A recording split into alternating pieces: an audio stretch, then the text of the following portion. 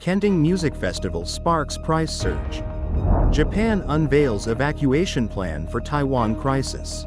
Rare herb found in new Taipei park. NATO leader issues warning to Russia. Trump announces 25% tariffs on car imports to U.S. Prince Harry resigns as patron of African charity. Deadly wildfires ravage South Korea as death toll rises. Window cleaner in quest to confirm priceless Shakespeare portrait. Hello, I'm Johnny. Thank you for joining us on Funday News. It's Friday, March 28th, Barnum and Billy Day, and here are your top stories. And for today's Taiwan news, as the Taiwan festival approaches during the Qingming holiday, reports reveal a shocking ninefold increase in hotel prices, from under $1,000 to nearly $8,000. Pingtung County officials faced resistance during inspections, but confirmed ongoing business and operations, allowing for potential fines. Japan has announced a plan to evacuate 120,000 residents and tourists from Okinawa's Sakishima Islands within 6 days in case of a Taiwan crisis. The operation involves the SJSDF, Coast Guard, ferries, and aircraft, relocating evacuees to Kyushu and Yamaguchi. A jogger in New Taipei's Xinzhuang Riverside Park spotted a woman collecting iya grass, a valuable herb selling for over $1,000 per caddy. Online discussions revealed its summer price can reach $4,000. The herb also grows in Taipei's Nehu Park. And in global news, NATO Secretary General Mark Rutte warned Russia on Wednesday that the alliance would always stand by Poland or any other member, and that its reaction to an attack would be devastating. Rutte spoke during a visit to Warsaw. In brief comments made alongside Polish Prime Minister Donald Tusk, Tusk said it was important to be prepared for any outcome of talks between Russia and the United States aimed at ending the three-year-old war in Ukraine. If anyone were to miscalculate and think they can get away with an attack on Poland or on any other ally, they will be met with the full force of this fierce alliance. NATO members along the eastern flank of the 32-member alliance, particularly Poland and the Baltic states, are extremely worried that the talks could end with a settlement favorable to Russia. They fear such an outcome would allow Putin to rebuild his country's forces and threaten other countries in the region in the coming years. Rutte's warning comes as President Donald Trump's return to power has shaken the security assumptions of past decades and pushed Europe to reduce its security dependence on the U.S., with European countries planning ambitious new investments in weapons. Trump said he does not believe that a peace settlement for Ukraine would lead to Russia attacking other countries. President Donald Trump has announced new import taxes of 25% on cars and car parts entering the U.S. Trump said the latest tariffs would take effect on April 2nd, with charges on businesses importing vehicles starting the next day. Taxes on the parts are set to begin in May or later. The president claimed the measure would lead to tremendous growth for the industry, promising it would spur jobs and investment in the U.S. However, analysts have warned that the move could temporarily shut down a significant car production in the U.S., increase prices, and strain relations with airlines. The U.S. imported about 8 million cars last year, accounting for approximately $240 billion in trade and roughly half of overall sales. Mexico is the top supplier of cars to the U.S., followed by South Korea, Japan, Canada, and Germany.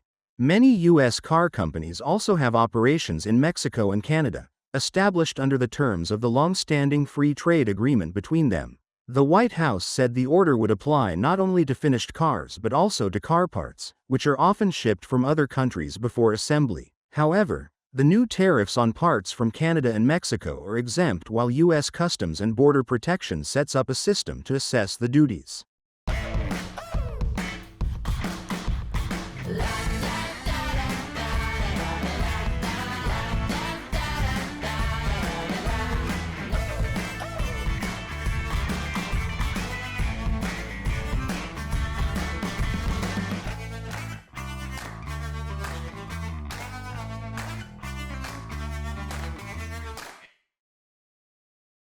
Prince Harry has resigned as a patron of the African charity he founded in memory of his late mother, after a fallout between the trustees and the chairperson. Sanibel which means forget-me-not in the local language, was established in 2006 to support young people in Lesotho and Botswana in areas such as health, including HIV and AIDS, as well as wealth inequality and climate resilience.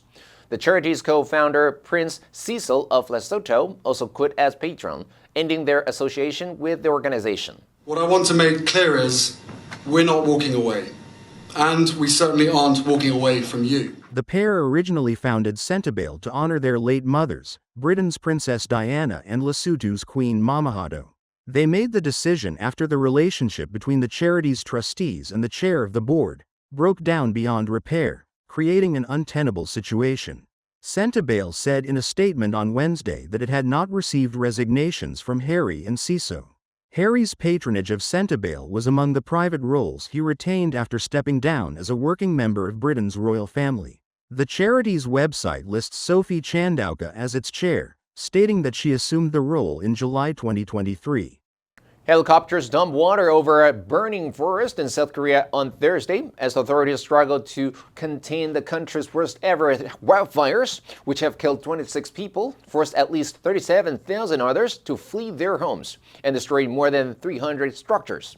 Multiple wildfires have been raging across South Korea's southeastern regions since last Friday. The government has mobilized thousands of personnel, dozens of helicopters, and other equipment to extinguish the blazes. But officials said strong winds are hampering their efforts. The country's acting president Han Duck-soo said Wednesday that raging winds were making containment difficult. He vowed to mobilize all available support, including receiving air assistance from the U.S. military stationed in South Korea. Korea Forest Service Chief Lim Sang-seop said that a small amount, less than 0.2 inches, of rain was expected in the area on Thursday, not enough to play a meaningful role in extinguishing the wildfires. The fatalities include a pilot whose helicopter crashed during efforts to contain a fire, as well as 4 firefighters and other workers who died after being trapped by fast-moving flames driven by strong winds. Authorities suspect human error caused several of the wildfires, including cases where people started fires while clearing overgrown grass from family tombs or due to sparks from welding work. Window cleaner Stephen Wadlow has spent more than a decade trying to prove that he possesses a priceless, authentic Shakespeare portrait. His quest is now being told in a Netflix documentary. What is the story behind the find? Stephen said his father, Peter, bought the painting in the 1960s for £900. It hung above his television for 40 years. But Stephen did not always like the portrait. He remembered that it used to scare him. He said, "Wherever you are in the house, it's looking at you. It always used to remind me of those portraits in Scooby-Doo." He never thought much of it until his father had a visitor, an English and art lecturer, who suspected there was more to the picture. Peter said the woman originally thought it was a reproduction print. She said, "That's quite a nice repro." I said, "It's not a repro, it's genuine." At that stage, she took an eyeglass out of her handbag and remarked that it looked more like Shakespeare than Shakespeare himself. Stephen now believes it could be the missing link in the search for a true representation of Shakespeare. The answer for yesterday was B, ceasefire. The two sides agreed to a ceasefire after weeks of intense fighting. Did you answer correctly? Now let's delve into today's news. Deadly wildfires ravage South Korea as death toll rises. Number 1, mobilize. 动员. The government decided to mobilize the army to assist in disaster relief. Number 2, extinguish. 扑灭,熄灭. Firefighters worked all night to extinguish the flames. Number 3, fatality. 死亡,死亡者. The car crash resulted in 2 fatalities. Next, we have a multiple choice question for everyone to practice. Which answer would you choose? You can write your answer in the comments section, and the correct answer will be announced next week. Barnum and Bailey Day's roots date back to the late 19th century when it celebrated the founding of a circus that would become known as the greatest show on earth. Observed on March 28th, this day honors the legacy of Phineas Barnum and James Bailey, whose partnership in 1881 marked the beginning of a new era in circus entertainment. And that's all for today's Funday News. Be sure to tune into Funday News from Monday to Friday and click the link below to join Funday for free. I'm Johnny Wu, your host, and I'll see you next time.